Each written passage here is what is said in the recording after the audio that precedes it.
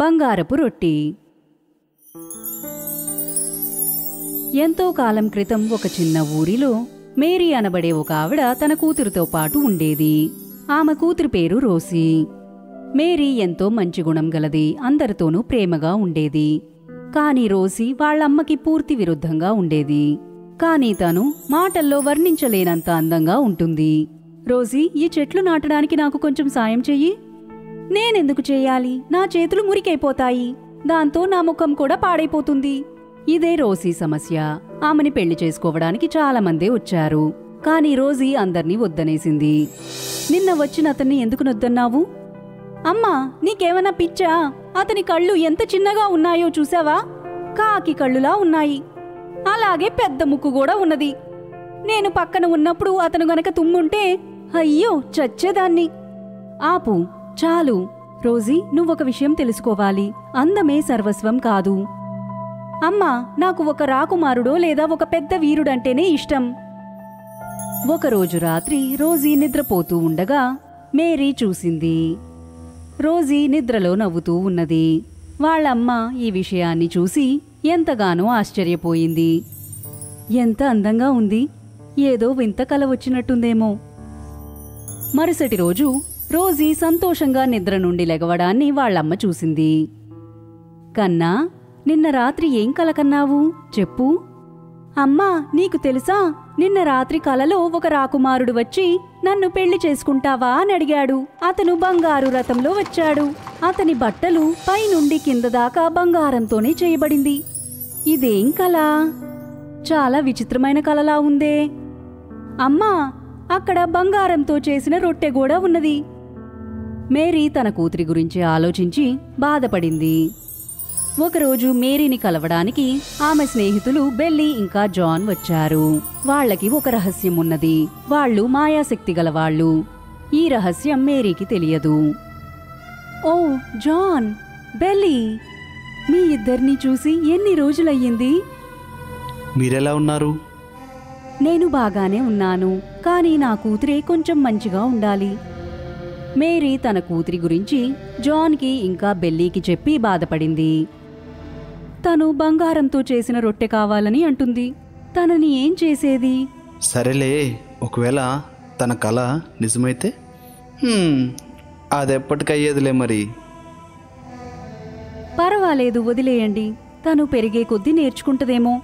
మనం ఇంకేదైనా మాట్లాడుకుందాము. బెల్లీ ఇంకా జాన్ కాసేపు మాట్లాడి బయలుదేరారు. అలా వారు వెళ్లేటప్పుడు ఇద్దరూ రహస్యంగా నవ్వుకున్నారు. ఆ రోజు రాత్రి పడుకునేటప్పుడు తల్లి కూతుళ్లు మాట్లాడుకుంటూ ఉన్నారు. అమ్మా, నీకు తెలుసా, నా కల ఖచ్చితంగా నెరవేరుతుంది. అయ్యో రోజీ. మరుసటి రోజు మేరీ ఇంకా రోజీ తోటలోకి వెళ్లారు.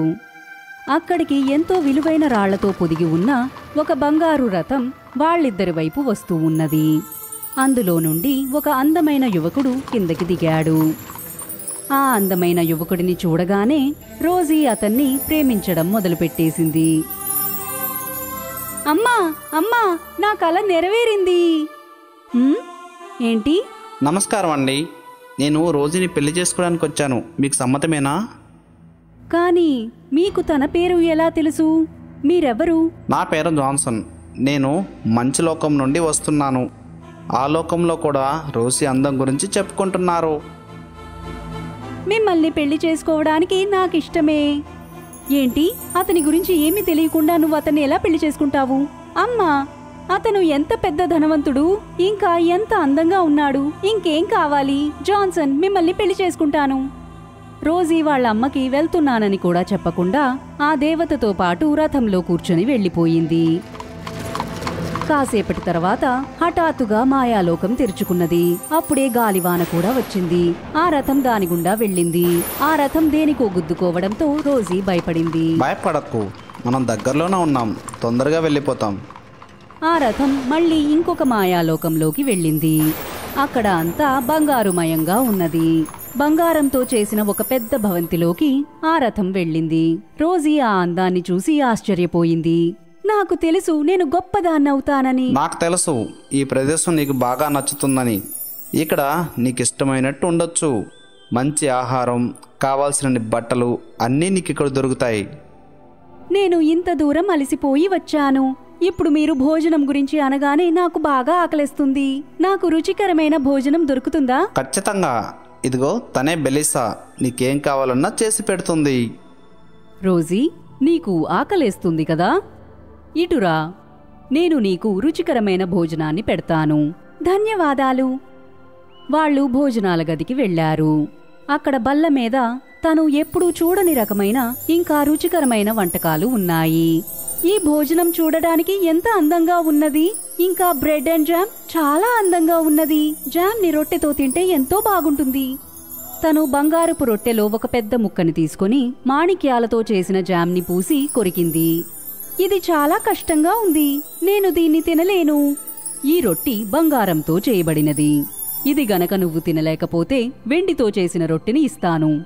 వద్దొద్దు, నాకు మామూలు రొట్టె కావాలి. నేను ఇంట్లో తినే రకమైనది ఉన్నదా? లేదు, నువ్వు బంగారపు రొట్టెనే తినాలి. రోజీ మళ్లీ ఆ వంటకాల్ని చూసింది. అవేవి తినే రకమైనవి కాదు. ఇక తన మనసు విరిగిపోయి ఏడవడం మొదలుపెట్టింది. నన్ను వదిలేయండి, నేను ఇప్పుడే ఇంటికెళ్ళాలి. ఈ వంటకాలు చాలా బాగుంటాయి. నీకు కావాలంటే బంగారపు బంగాళదుంపని తీసుకురానా? అది చాలా బాగుంటుంది. మన పెళ్లి తర్వాత నువ్వు ఇలాంటి ఆహారమే తినాల్సి ఉంటుంది. లేదు, నిన్ను నేను పెళ్లి చేసుకోను. మా ఇంటికి వెళ్ళిపోతాను. నన్ను తీసుకెళ్లి అక్కడ వదిలిపెట్టండి. బెలిసా ఇంకా జాన్సన్ ఒకరిని ఒకరు చూసుకుని కన్నుకొట్టుకున్నారు. సరే అయితే, నీకదే కావాలనుకుంటే నిన్ను తీసుకెళ్లి వదిలేస్తాను. రోజీ ఆశపడ్డట్టుగానే జాన్సన్ రోజీని తన ఇంటికి తీసుకువెళ్లాడు.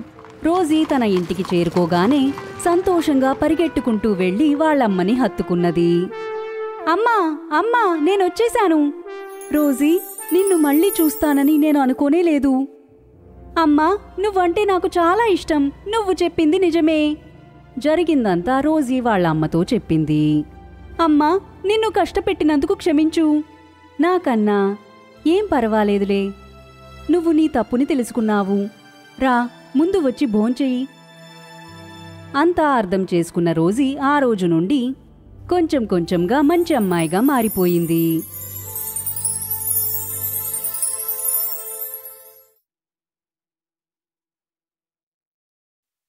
If you enjoyed this story, please like and subscribe our channel and press the bell icon to get future updates.